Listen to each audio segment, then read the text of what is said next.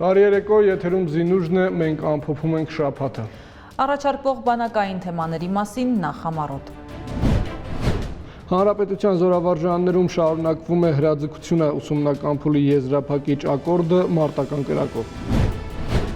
Հայաստանը պատրաստվում է մասնակցել բանակային միջազգային 8-րդ խաղերին, մրցաձևերից հերթականը հրետանու կրակի վարպետն է։ Մարտական հերթապահություն բարձր զգոնությամբ և նվիրումով հատուկ ռեպորտաժ Հյուսիսարևելյան սահմանագոտու պահապան տղաների մասին։ Զինված ուժերը պատրաստվում է համալրման ամենամեծ գործընթացին, ամառային զորակոչին ընդառաջ մեկնարկել են քննող հանձնաժողովների նիստերը։ Եվ անդրադարձ ազգային հերոս զորահրամանատարին 29 տարի առաջ զոհվեց լեգենդար Մոնթե Մելքոնյանը։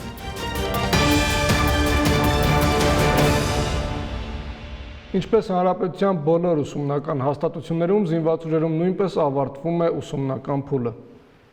Այս օրերին զորամասերը հանձնում են քննություններ, հատկապես ուսումնական կենտրոնների զինծառայողները ցուցադրում են իրենց գիտելիքն ու հմտությունները։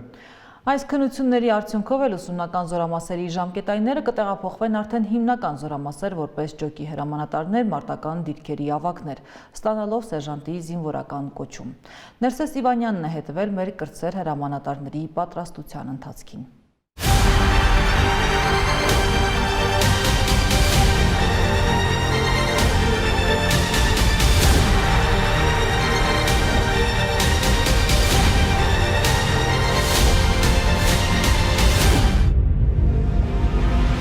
Կարևորը ճիշտ նշանառությունն է և թիրախի անվրեպ խոցումը։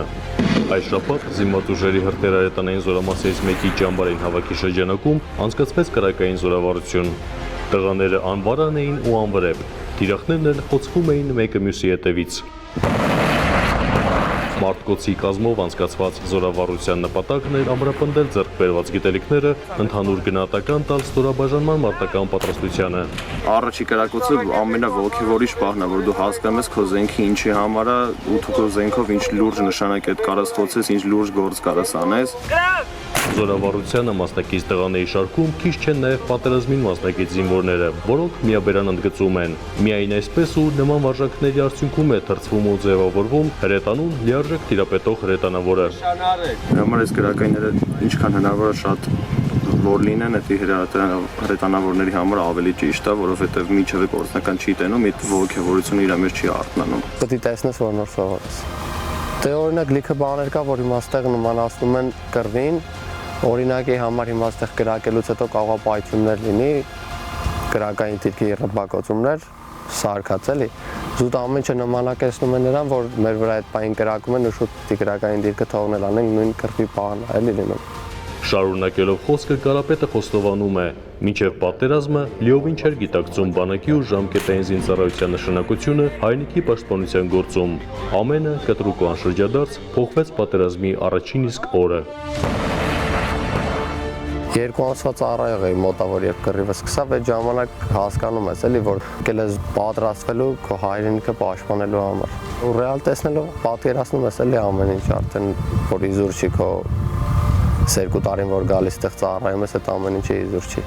Վստահություն է ձեռք բերում իրեն վստահված ռազմական տեխնիկայի կիրառման համար։ Մարտական կրակով անցկացվող նման զորավարությունների դերն ու նշանակությունը կարևորում է նաև պատերազմի թողոբոհով անցած զորամասի հրամանատարը, որը զորավարության միջոցով ակամայից զինվորներին է հաղորդում նաև ռազմի դաշտում ձեռք բերած փորձն ու փորձառությունը։ Գործնական կարողությունները կատարելագործվում են միայն դաշտային պայմաններում եւ զորավարությունների ժամանակ լայնորեն կիրառում ենք մարտական գործողությունների ընթացքում ձեռք բերած փորձը եւ ուսուցանում ենք զինծառայողներին, ովքեր չունեն մարտական գործողությունների փորձ։ Զորավարժանի մեկ այլ հատվածում ավարտական քննություններն են հանձնում ուսումնական զորամասերում 6 ամսյա պարապմունքներն անցած եւ վիճականությամբ նախորոշված զորամասեր մեկնել պատրաստվող զինվորները։ Շատ լավ եմ կրակելու, փորձելու եմ գերազանցի։ Գործի գցելով զրատեխնիկան, զինվորները մեկը մյուսի հետևից անվրեպ խոցում են ուսումնական թիրախները, իրենց պատրաստությամբ եւ ուսումնառության ընթացքում ձեռք բերած գիտելիքներով, զարմացնելով եւ տպավորելով քննող հանձնաժողովի անդամներին։ Կուրսանտները եւ բրիգադի հրամանատարությունը շատ լավ նախապատրաստվել են ավարտական քննություններին, շատ տպավորված են, ոգևորված են։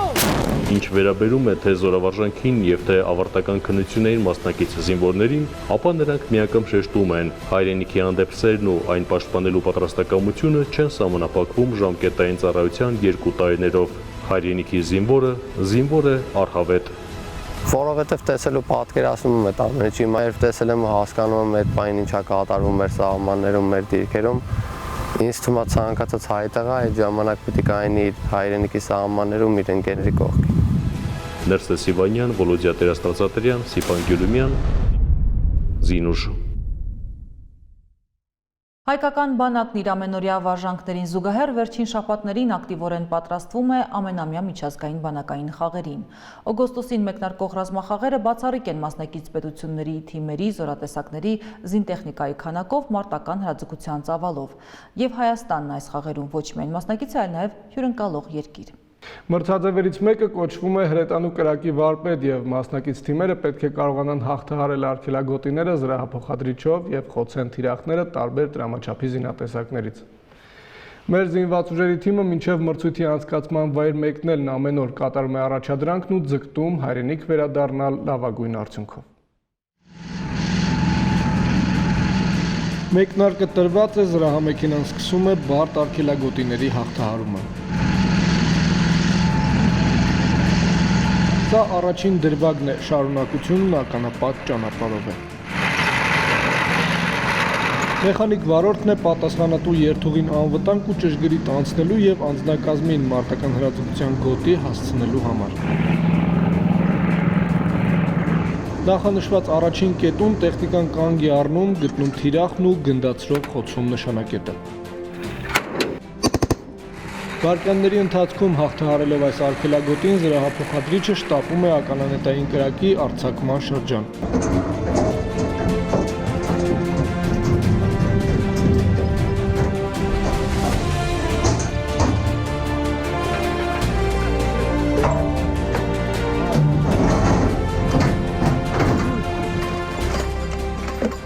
Այստեղ արդեն անձնակազմի հմտությունները ստուգելու, նրանց վարպետությունն արձանագրելու ժամանակն է։ Մեկ մարդու նման ականանետը մարտի են բերում, լիցքավորում։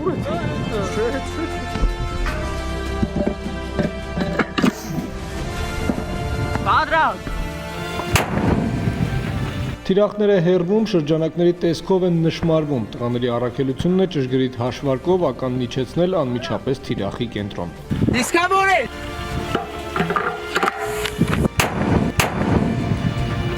Կրակ հրամանից մինչև խոցում մի քանի վայրկյան է եւ բոլորը կարող են հետևել, թե ինչպես է նշանակետը խոցվում։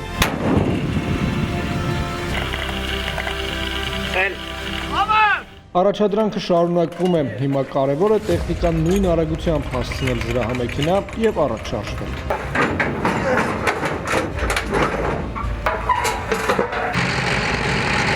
Մի քանի 100 մետր մեծ արագությամբ հաղթահարելով մարտական փոխադրիչը նորից է արգելակում։ Նռնականներ տոխն ու հրաձիգն են իջնում, զբաղեցնում կրակային դիրքը։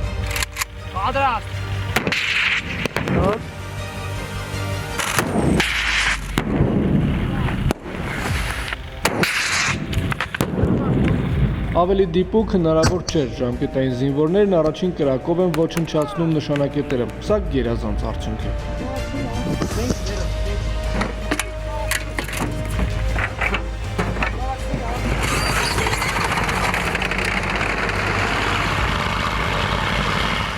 Հիմա իր վարպետությունը ցուցադրելու հերթը կրկին մեխանիկ վարորդինն է, առավելագույն արագությամբ անցնել շրջանը եւ մետաղե կամուրջը հաղթահարել առանց դժվարությունների։ Առաջին անձնակազմը վերադառնում է վերջնագից, ելույթը սկսում է երկրորդ խումբը։ Առաջ։ Ընդունեցի։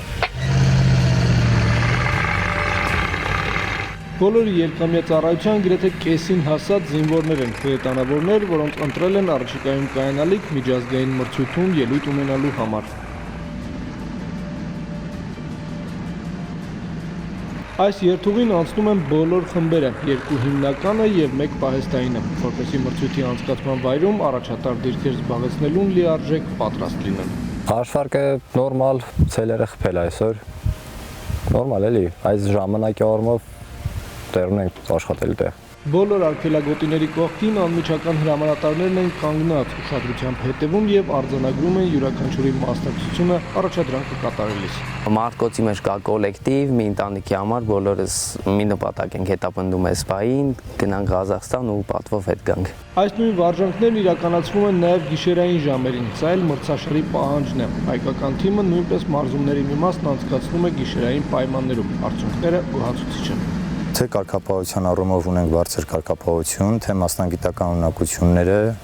շատ բարձր մակարդակի վրա է գտնվում։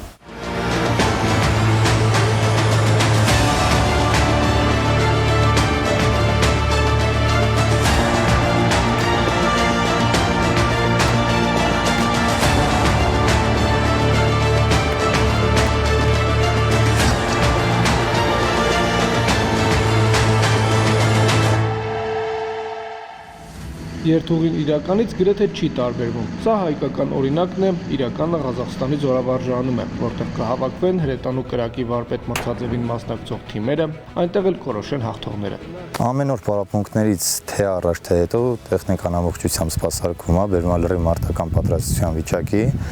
ու անձնակազմը մեխանիկ վարորդները տեխնիկային լրիվ տիրապետում են։ Մեկ ամիս է այստեղ մարզվում են, ամեն օր ավելացնում են փորձը ցանկացած բարդ իրավիճակից ակնթարթորեն դուրս գալու համար։ Եվս մեկ ամիս նույն ինտենսիվությամբ կշարունակեն գործել, հետո միայն կմեկնեն մրցույթի անցկացման վայր։ Արդեն իսկ ունեն բավականին մեծ փորձ, թե մեխանիկ վարորդները, թե հաշվարկի մնացած անձնակազմը։ Պետք է անձնակազմի ավելի շատ ուշադրությունը կենտրոնացնենք ժամանակի առումով, ստորաբաժանումը լրիվ կազմով պատրաստ է խնդրի կատարման։ Օգոստոսին կայանալիք բանակային միջազգային 8-րդ խաղերին ակտիվ մասնակցելու համար Հայաստանի զինված ուժերի ստորաբաժանումներն անցկացնում են գործնական ակտիվ մարզումներ։ Ընդհանուր արդյունքից գոհ եմ, օր-օրի արդյունքը տեսանելի է, ընդհանուր խոսման արդյունքով դուք ականատես եղաք, որ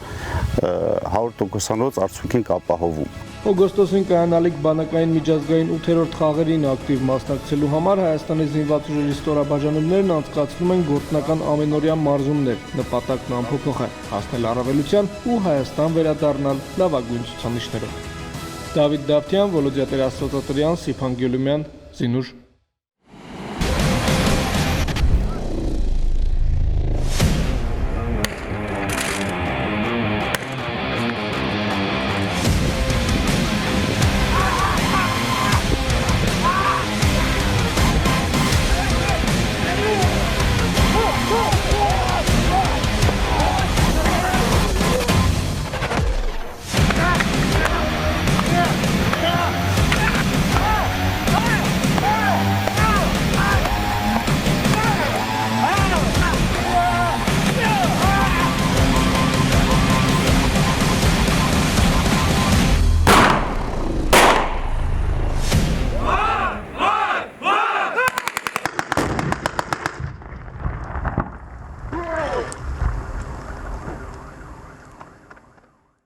Զորադաշտերից անցնենք առաջնագիծ, որտեղ մեր հայրենի եզերքը պաշտպանում են նվիրյալ տղաները։ Պայմանագրային ծառայության անցած մեր հայրենակիցները հսկում են Հայաստանի հյուսիսարևելյան սահմանագոտին։ Ռեպորտաժը նրանց ու հատկապես մարտական դիրքի ավագի մասին է։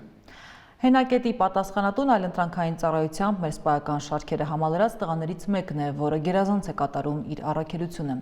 Հովհաննես Պարաշյանն է պատմում մեր անվտանգության պահապանների եւ նրանց շուրջօրյա ծառայության մասին։ Շատ մեծ պատիվ է իմ համար դիրքերում ծառայելը։ Մինչ օրս 7 ամիս արդեն ծառայում եմ այս ծրագրով ու շատ գոհ եմ։ Մարտական դիրքի ավագ Սևակ Վանեսյանը բանակում ծառայում է «Պատիվ ունեմ» ծրագրով։ Սովորել է պետական համալսարանում, ստացել բուհական տարկետում, զուգահեռ անցել զինվորական պատրաստություն եւ որպես լեյտենանտ զորակոչվել զինված ուժեր։ Ծրագիրը հնարավորություն է տալիս նախ ավարտես քո համալսարանը պետական, քո բուհը ավարտելուց հետո հնարավորություն է տալիս ծառայես քո հայրենիքին, ոչ թե շարքայինով, այլ ծառայես որպես սպա, եւ հնարավորություն է տալիս նաեւ որ քո ծառայությունից հետո շարունակես այդ ամեն ինչը, դա էլ արդեն ըստ ցանկությամբ։ Շարքային Սարգսյան։ Ես եմ։ Զենքի լիցքաթափ կատարել։ Պատվով, նվիրումով ու առավելագույն զգոնությամբ լեյտենանտ Վանեսյանը առաջնագծում օրը 24 ժամ ենթակա անձնակազմի հետ մարտական հերթապահություն է իրականացնում։ Խրամատային ծառայության իր համեստ փորձով, բայց գլխավորը խնդրին քաջատեղյակ ու գրագիտորեն պահելով ու պաշտպանելով հայրենիքի սահմանները։ Մենք զգոն ենք միշտ, պատրաստ ենք ցանկացած հրամանի կատարման։ Ինձ թվում է յուրաքանչյուր հայ տղամարդ, հայ տղա, հասուն տղա պարտավոր է ծառայի իր հայրենիքին, թեկուզ նաև այդ 2 տարին, որը որ բոլոր 18 տարեկան տղաների համար է նախատեսված, պետք է ծառայի իր պարտքը տա իր հայրենիքին, ու այդ գիտակցումով էլ ես ինքս 22 տարեկան եմ ու ծառայում եմ դիրքերում։ Յուրաքանչյուր մարտական հերթափոխից առաջ եւ հետո դիրքերում կարևոր գործընթաց է անվտանգության կանոնների խիստ հրահանգավորումը, դիտորդի պարտականությունների վերստուգումը, թե ինչպես ու քայլերի ինչ հաջորդականությամբ պետք է գործել հակառակորդի շարժի եւ մարտական իրադրության տարբեր զարգացումների ժամանակ։ Հակառակորդի շարժին հետևում մենք էլ զգուշ ենք, միշտ զգոն ենք, գիշեր-ցերեկ։ Հակառակորդի հավանական շարժի զինծառայողների արագ, օպերատիվ ու զգուշորեն գործելու հմտություններն էլ ամրապնդվում են ինտենսիվ մարզումներով, պարբերաբար հնչող ուսումնական տագնապ ազդականչով։ Այդ ամենի կարևորությունն առաջնագծի այս ուղղությամբ հատկապես ընդգծելի է լեռնային բարդ տեղանքի առանձնահատկությունները հաշվի առնելով։ Շարքայել Ավետյանը պատրաստ է մարտի։ Երկարամյա փորձ ունեմ, բոլոր դիրքերում էլ ծառայել եմ, տեղանքին շատ լավ տիրապետում եմ, շատ լավ ծանոթ եմ։ Չնայած որ գտնվում ենք բարձր լեռնային դիրքերում, գիտակցում ենք, որ մեր ընտանիքները մոտակայքում են, մեր գյուղը, մեր հարազատ, պատվով կատարում ենք մեր առջև դրված բոլոր խնդիրները։ Հենակետը հագեցած է նաև անհրաժեշտ միջոցներով ու պայմաններով, որպեսզի դիտորդները անվտանգ զննեն տեսանելի հատվածը, անհրաժեշտության դեպքում զեկուցեն ավագին։ Իսկ այս ամենի պարտադիր եւ գլխավոր բաղադրիչը անվտանգ ու քողարկված ծառայությանն ուղղված միջոցառումներն են։ Մարտական զգոն ծառայությանը զուգահեռ առաջնագծում ճիշտ ժամանակն է լայն թափ հաղորդել նաև ինժեներական ամրաշինական աշխատանքներին։ Լրակահավորվում են մարտական հենակետերը, դիտակետերը, բարեկարգվում են դիրքապահների կենցաղային պայմանները։ Իհարկե անվտանգության նկատառումներից ելնելով շատ բան ցուցադրել չենք կարող, սակայն իսկապես աշխատանքներն ընթանում են եւ դրանց նպատակը մեկն է՝ ծառայությունը դիրքերում դարձնել ավելի անվտանգ, հակառակորդի համար աննկատ։ Ու քանի դեռ եղանակը բարենպաստ է, տարվա այս ժամանակահատվածում պետք է անել առավելագույնը դիրքերն անխոցելի դարձնելու, հակառակորդի տեսադաշտի հորիզոնը նվազեցնելու համար։ Սա օրվա հրամայականն է ծովի մակերևույթից գրեթե 2000 մետր բարձրության վրա գտնվող դիրքերում, որտեղ գեղեցիկ բնապատկերը դիրքապահների բարդ ծառայության առաջին ու անխոս վկան է։ Հովհաննես Պարաշյան, Արամ Սիմոնյան, Զինուշ։ Հայաստանի խաղաղապահ ուժերի բրիգադ, 18 տարի խաղաղապահ առաքելություն, 2004 թվականի փետրվարի 14-ին խաղաղապահ առաջին դասակը մեկնեց Կոսովո, 2005-ից Իրաք, 2010-ից Աֆղանստան, ապա Լիբանան 2014 թվականից։ Այս պահին Հայաստանի խաղաղապահ ուժերի բրիգադի զինծառայողները խաղաղապահ առաքելություններ են իրականացնում Կոսովոյում եւ Լիբանանում։ Կարգախոսն է՝ խաղաղապահությունը միայն զինվորական գործ չէ, բայց միայն զինվորականները կարող են այն իրականացնել։ Հայաստանի խաղաղապահ ուժերի բրիգադը հայտարարում է ընդունելություն։ Միջազգային խաղաղապահ առաքելություններ, միջազգային բազմազգ զորավարժություններ, վերապատրաստում միջազգային ռազմական հաստատություններում, օտար լեզուների ուսուցում, արհեստավարժ զինվորականների պատրաստում միջազգային խաղաղապահի մասնագիտությամբ, բարձր աշխատավարձ։ Մանրամասն տեղեկությունների համար զանգահարել 022 29 42 25 հեռախոսահամարով։ Հաջորդ շաբաթվանից հանրապետությունում մեկնարկում է ամառային զորակոչը։ Բանակի համալրման այս համապետական գործընթացն իրականացվում է վիճակահանությամբ, ապահովելով թափանցիկությունն ու բացառելով առատավոր երևույթները։ Նույն ժամանակ սակայն անցկացվում են մասնագիտական քննություններ, զինված ուժերը հաշվի առնում նաև զինակոչիկի կրթությունը, կարողությունը, գիտելիքը, ֆիզիկական տվյալներից մինչև երաժշտական հմտություններ։ Այս շաբաթ հանձնաժողովն ընտրում էր պատվապահակախմբի կազմում հայտնվել ցանկացող տղաներին։ Ես Դանիել Լեզուկամն եմ, 18 տարեկան եմ, եկել եմ հայկական բանակում ծառայեմ։ Յուրահատուկ արտաքինով այս երիտասարդը Հայաստանի Հանրապետության քաղաքացի է եւ զորակոչի ենթակա զինվոր։ Դանիելը Հայաստանում է ծնվել, մոր կողմից հայ է, հայրը նիգերիացի։ Երկար տարիներ ապրել է Սիրիայում, Քուվեյթում, վերջերս տեղափոխվել է Հայաստան, որն իր հայրենիքն է համարում։ Շատ սիրում եմ իմ հայոց երկիրը ու պատրաստ եմ ծառայելու եւ պարտքս կատարել Հայաստանի Հանրապետությանը։ Դանիելը մասնակցում է ամառային զորակոչի ընթացքում հայտարարված պատվո-պահակային վաշտի մրցույթին։ Վստահ է, որ արտաքին տեսքը համապատասխանում է չափորոշիչներին եւ ուրախ կլինի հենց այստեղ ծառայության անցնելու։ Քուվեյթում 5 տարի ֆուտբոլ եմ պարապել ու անցած տարի ինչ եկել եմ 2 տարբեր թիմերում ստեղ խաղացել եմ ու լսել եմ հասել որ իմ ֆիգուրոն տեսքը սա համապատասխանում է մրցույթին ու դրա համար եկել եմ փորձեմ ուժերս։ Դանիելի պես շատ նորակոչիկներ են եկել մրցույթին մասնակցելու, հանձնաժողովը քննում է յուրաքանչյուրին, ուսումնասիրում արտաքին տեսքը, ֆիզիկական տվյալները։ Մրցույթի փուլը հաղթահարում եւ դրական գնահատական առաջինը ստանում է 18-ամյա Ռաֆայել Իսկանդարյանը։ Նորակոչիկը երկար տարիներ զբաղվել է բռնցքամարտով, 3 անգամ տարբեր առաջնություններում մրցանակակիր է դարձել։ Ասում է, շնորհիվ ատլետիկ կառուցվածքի կարողացավ լավ ներկայանալ հանձնաժողովին։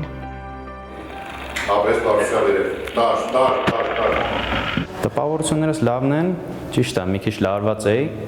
բայց սպորտը մի քիչ դեր նշանակություն ունեցավ։ Հետո տեսողության, լսողության այդ հարցերը տվեցին, ես պատասխանեցի ու ընդգրկեցին ինձ իրենց կազմում։ Ռաֆայելը վստահ է, հեշտ չի լինելու ծառայությունը պատվո-պահակային վաշտում։ Պետք է անդադար պարապի, մարզվի, գեղեցիկ եւ սլացիկ կեցվածք ձեռք բերի եւ պատվով կատարի իր ծառայությունն ու առաքելությունը։ Իհարկե, պատկերացնում եմ ծառայության դժվարությունները, պետք է հաղթահարեմ, ինձ թվում է արդեն տրամադրվել եմ, պատրաստ եմ եւ կգնամ ծառայության։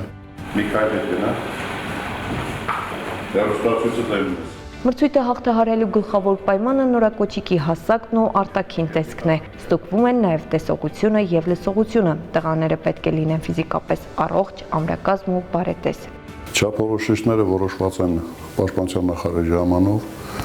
որով մենք առաջնորդվում ենք։ Հասակը պետք է լինի 1.80-ից 1.90, ոչ բարձր,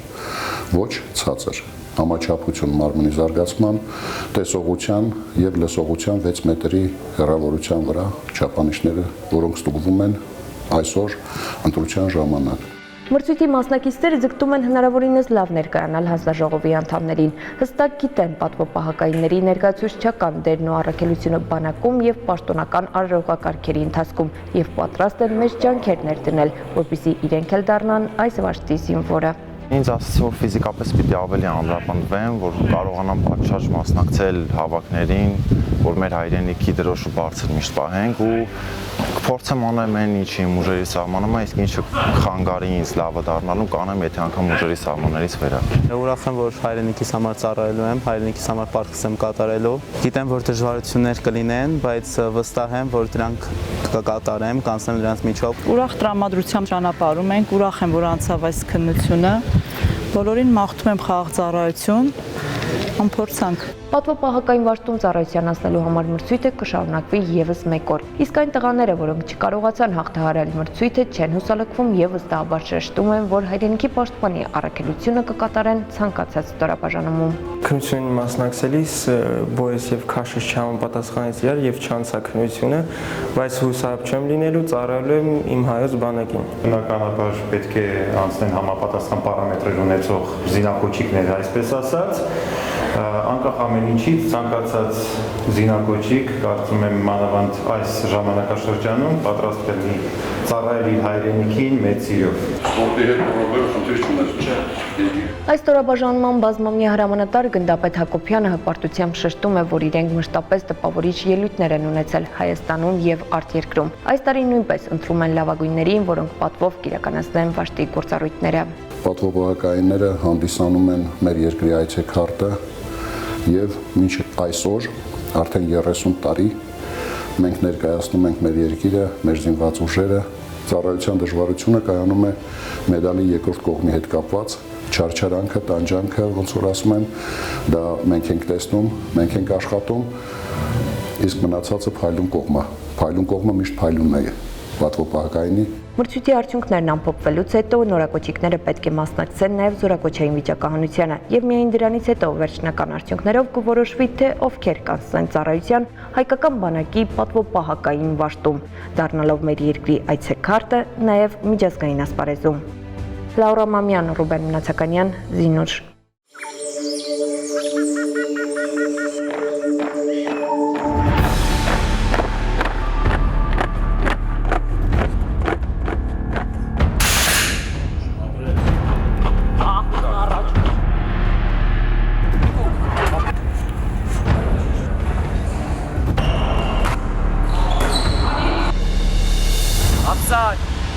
God.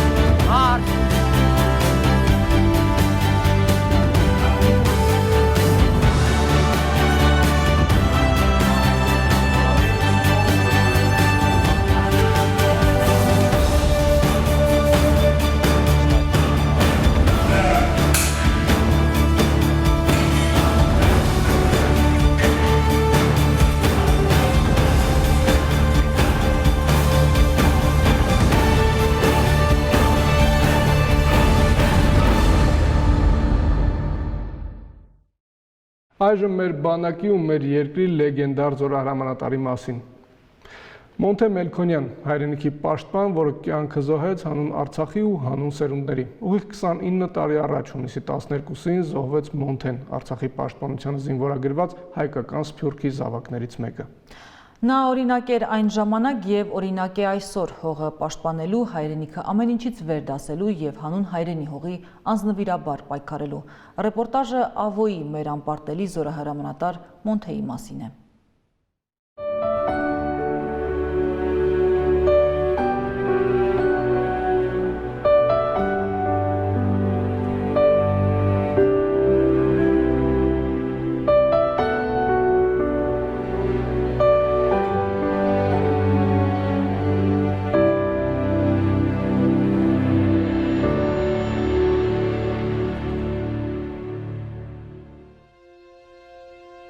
Այցելությունն Արևմտահայաստան, ինչպես հետագայում խոստովանել է Մոնթեն, առիթ դարձավ, որ ինքն իրեն ամենից առաջ հայ զգա, եւ այդ զգացողությունը իրոք որ բախտորոշ եղավ նրա համար։ Արդարությունը վերագտնելու ճանապարհին մեկնակետը Կալիֆոռնիայի Բերքլիի համալսարանի նրա հետազոտական ավարտաճառն էր, նվիրված Վանի թագավորության ժամանակաշրջանին։ Երիտասարդ խոստումնալից գիտնականը պատրաստվում էր ուսումը շարունակել Օքսֆորդի համալսարանում, սակայն նրա ուղին արդեն կանխորոշված էր, եւ նա անվարան գնաց իր ճակատագրին ընդառաջ։ Մոնթեն, որ Լիբանանում հայկական թաղամասերի պաշտպանության մարտերում հետագայում բանտում անցկացրած ժամանակահատվածում արդեն քաղաքական ու մարտական հարուստ փորձառություն էր կուտակել, հայտնվում է Արցախում։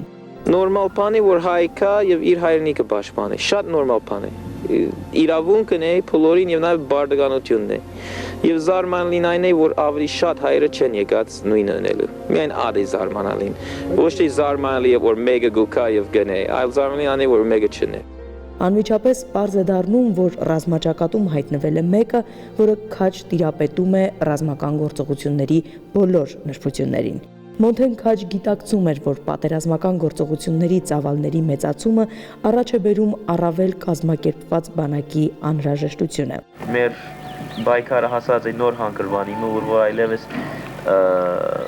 ֆեդայական գրիվ չի բավեր, այլ ուղղակի փանակ պետք է կազմվի եւ այս հողերը բահելու համար այդ փանակի, այդ իսկական զորքի ուժի պետք ունի։ Նա հստակ պատկերացնում էր զինտեխնիկայի եւ մարտավարության միջոցների հայթայթման անհրաժեշտությունը։ Երբեմն իր հմուտ ռազմական գործողությունների շնորհիվ նա դա կարողանում էր անել նույնիսկ թշնամու հաշվին։ Միայն երեք մեկ տանկ վերցրեցինք, մեկ տանկ խփեցինք, 4 հատ տնտով վերցրեցինք, 2 հատ 100 մմ-անոց եւ 2 հատ 76 մմ-անոց։ երկու հատ զու երկու հագոտային զենք էր, մեկ հատ ձեպ ու հագոտային զենք։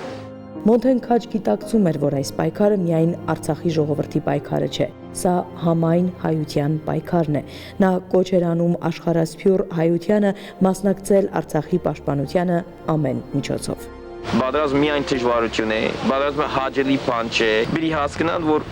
բերի զոհվենք, բերի լավ չուտենք, բերի լավ չի հագնենք, բերի դբրոց չերտանք, բերի այս ամեն բաները չմոռանանք, մեր ամբողջ ուժը տնենք ռազմական կորձի մեջ, հաղթենք ու հետո բոլորիս համար ավելի լավ գլա, բոլորիս համար։ Մոնթե Մելքոնյանն իր կյանքով ու գործով սահմանեց հայրենանվիրումի բարձրակետը, որն այնքան մոնթեական է ու թվում է անգերազանցելի։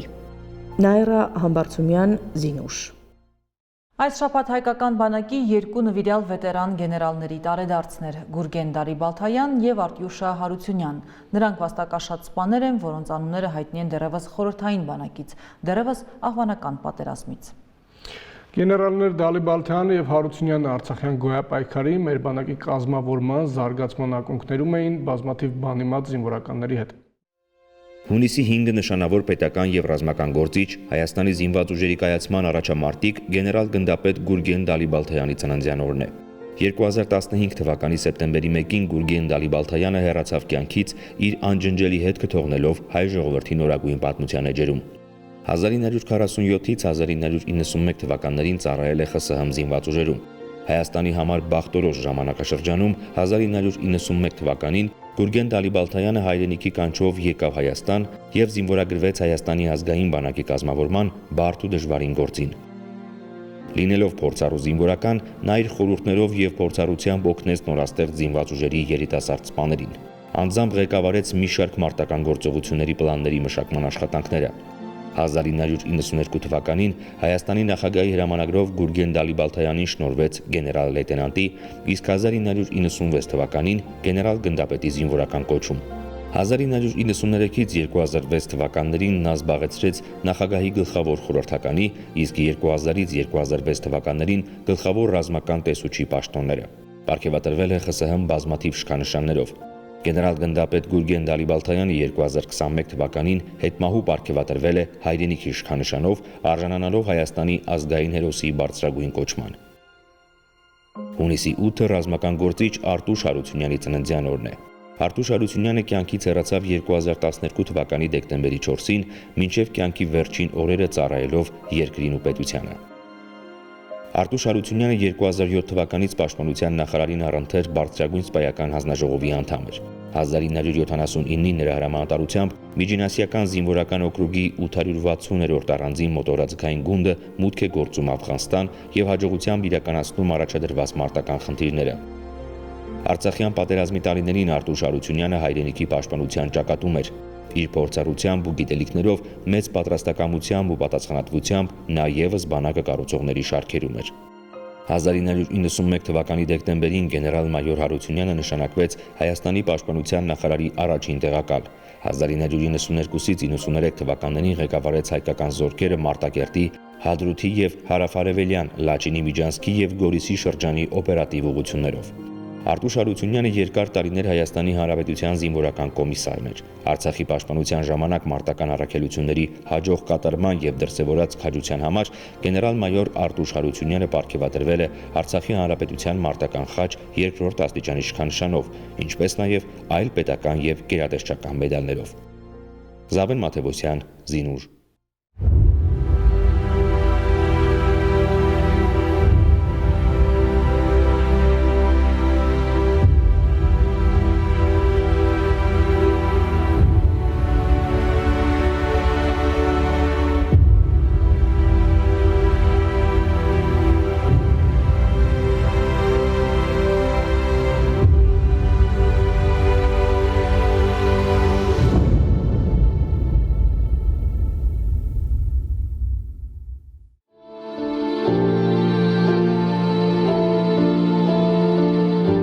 Իրանի հետ առանց շփվելու ուղղակի շփվել անհնար։ Այն լուրջ թեմայի ժամանակ էլ ինքը գտնում էր եղածը հումորով ներկայացնելու, այսինքն լարվածությունը թուլացնելու միջոցը։ Խոսքը Միհրան Մանուկյանի մասին է։ Հայկ Մանուկյանը Միհրանին մանկուց է ճանաչում։ Ինքը մեծն Տիգրան աշխարհազորային գնդի հետախուզական վաշտի հրամանատարն է, եւ հենց այս գնդում է Միհրանը մասնակցել մարզական հավաքների, կրակային եւ մասնագիտական պարապմունքների, ձեռք բերել զինվորական հմտություններ եւ գիտելիքներ։ Միհրանի հետ ծանոթացել եմ 19 թվականից երկրապահի կազմի մեջ էինք արդեն, երկրապահի տարածքում ամեն օր պարապմունքներ իրականացվում։ Անդրանիկն ու Միհրանը եւ մի խումբ այլ երիտասարդներ մեծն Տիգրան աշխարհազորային գնդի կազմում ամեն օր պարապում էին, կոփվում եւ պատրաստվում ճակատագրական օրվան։ Տղաները համոզված էին, հայրենիքը պաշտպանելու բախտորոշ օրը սարերի հետևում չէր։ Շատ հայրենասեր տղա էր, շատ ոգևորված էր այդ պարապմունքներով ու ամեն անգամ պարապմունքներին ինձ լավ էր պատրաստում, որ կարծես թե հենց հիմա պատերազմը սկսելու է, ինքը պիտի պատրաստ գնա։ Այնքան էր ոգևորվել, որ ինչ պետք էր, համազգեստ, ինչ որ պետք էր զինվորականին, ինքը իր համար գնում էր, անպայման ուզում էր ունենալ, չտարբերվեր ոչ մեկից։ Մարզվում էր շատ նենց տրամադրված ձևով, բաներով, ու ասեմ ավելին շատ ընդունակ էր այդ առումով, շատ հեշտ էր ընկալում, շատ հեշտ էր ստացվում մոտը։ Ընկերները պատմում են, Միհրանն այնքան էր տարվել զինվորական առօրյայով, որ մոռացության էր մատնել իր բուն ավտոմեխանիկի մասնագիտությունը։ Իր աշխատանքը կթողեր, բայց պարապմունքներից երբեք չէր ուշանա։ Ակնոցները, որ ինքը շատ էր սիրում ու շատ էր կրում։ Միհրանի կինն է Քրիստինեն։ Անգամ 2 տարի անցել ամուսնու մասին դժվարանում է անցյալով խոսել։ 9 տարի միասին երջանիկ ապրում ենք մինչև պատերազմը։ Քրիստինեն պատմում է, Միհրանը բացառիկ հայրենասեր էր եւ այդ հայրենասիրությունը դրսեւորվում էր ամեն քայլափոխի։ Վերջին անգամ եղել է, որ գնացել ենք Մեղրի, հետ գալու ճանապարհին մտքով անպայման պիտի Ղարաբաղով գար այդ կողմով։ Շատ էր սիրում իր հայրենիքը։ Եվ հենց հայրենիքի հանդեպ անհուն սերն ու նվիրումը Միհրանին մղեցին դեպի մարտադաշտ։ 33-ամյա կամավորականը պատերազմի մասին լուրն առնելուն պես առաջիններից էր, որ ներկայացավ հավաքատեղի։ Մինչև մենք բոլորս կհավաքվենք, Միհրանը արդեն իր պայուսակը հավաքած, շորերը ընտանիքին հրաժեշտ տված երեխաներին, արդեն երկրապահում սպասում էր, որ բոլորը հավաքվենք ու դուրս գանք։ Շատ ոգևորված էր այդ պատերազմի լուրով։ Գնալու ենք, հաղթելու ենք։ Քրիստինեն հիշում է, սեպտեմբերի 27-ին ոչինչ ու ոչ ոք չկարողացավ հետ պահել Միհրանին ռազմի դաշտ մեկնելու իր որոշումից։ Որոշել էր արդեն, նույնիսկ իմ կարծիքը հաշվի չառավ, գնաց, ասեցի, բա մեզ երեխաների հետ ու մեզ թողնում, բա ուրիշները ոնց են թողնում, գնում իրենց տունը, իրենց երեխաներին, գնում ենք հայրենիքը պաշտպանելու համար։ Պես մինչև վերջ համառեց ու գնաց։ Եվ կամավորականները մեկնեցին Արցախ։ Համապատասխան հրամաններ ստանալուց հետո ուղևորվեցին դեպի հայտնի Եղնիկներ զորամաս, որտեղ խմբի վրա խնդիր դրվեց մի քանի կարևոր կամուրջների պահպանությունը։ Հենց այս խմբի կազմում էր նաև կամավորական Մենուա Հովանիսյանը։ Մադաղիսի նահանջի գիշերը ես առանց չափազանցնելու, առանց ինչ-որ ավելորդ պաթոսի կարող եմ ասել, որ Մենուայի ու Միրանի արտակի որոնք այդ նույն դասակում էին, 3-րդ դասակում են ու էլի տեղի տղաների վահեմեկում գտնվող տղաների շնորհիվ մոտ 300-400 հայորդիներ հավաքեցին վերջին նահանջողների խումբը մոտ թվով 300 հոգի ու օրթեցինք դեպի Վահե 3 và հետո Վահե 2 կամուրջները, որտեղից հետ քաշվեցին դեպի Մեջշենի Խաշմերուկը։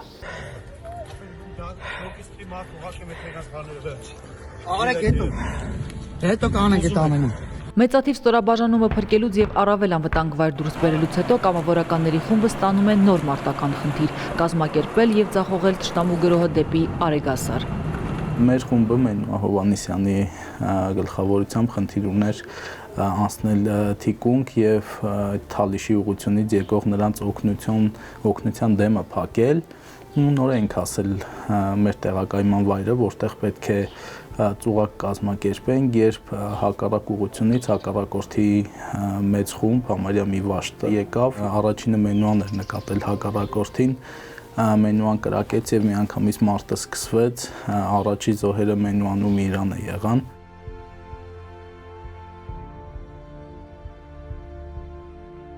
Վերջին խոսակցությունը եղել է հոկտեմբերի 4-ին։ Իրանց ջոկի տղաներից հետ էին վերադառնում, ասեցի Միհրան ջան, դու գալու հետ ես վերադառնալու, բայց չէ, ես հետ եկող չեմ։ Եվ Միհրանն այդպես էլ չվերադարձավ, կռվեց ու պայքարեց մինչև վերջին շունչը եւ ոչինչ չխնայեց հանուն հայրենիքի պաշտպանության։ Հազարավոր հայորդիների նման նախընտրեց անմահությունն ու դարձավ հայրենիքի հավերժ զինվոր։ Միրանը շատ բարի ու ընկերասեր տղա էր, միշտ իր ընկերների համար շատ հոգատար էր, միշտ մտածում էր ընկերների մասին, միշտ հոգ էր տանում։ Միրանը ստանձնել էր, այսպես ասած, սնունդի պատասխանատվությունը ու անդադ ինքը հոգ էր տանում, որ բոլորը կուշտ լինեն, բոլորը ջրով ապահովված լինեն, սննդով ապահովված լինեն։ Միհրանը երկու զավակ ունի՝ 8-ամյա Վալենտինան եւ 7-ամյա Հակոբը։ Երեխաները լավ են հասկանում, թե ինչ սխրանք է գործել հայրիկը, բայց միևնույն ժամանակ մեծ ցավով ու կարոտով են ապրում յուրաքանչյուր նորն առանց սիրելի հայրիկի։ Իր ապրածով, իր արժեքներով։ Ոնց որ ինքը կուզենար դաստիարակել իր երեխաներին, այդպես էլ ես եմ ուզում դաստիարակեմ։ Մեր ջոկատի համար, բոլորի համար մեծ կորուստ է իր զոհվելը։ Իրոք շատ մեծ կորուստ էր։ Իր նման մարդիկ շատ քիչ են ու կուզենայի, որ իր նման մարդիկ շատ լինեն մեր մոտ։ Ու իր այդ ոգևորությամբ, հայրենասիրությամբ բոլորը դաստիարակվեն։ Զարուհի Ռշտունի, Արամ Սիմոնյան, Զինուշ։ Եթերում Զինուշներ շաբաթվա առանցքային իրադարձություններով, հետևեք մեզ նաև վիրտուալ տիրույթում բանակային նորություններին ծանոթանալով առցանց։ Մեր հաջորդ հանդիպումը զինվորական կարգապահությամբ ուղիղ մեկ շաբաթ անց է նույն տեղում, նույն ժամին։ Մնացեք խաղաղությամբ։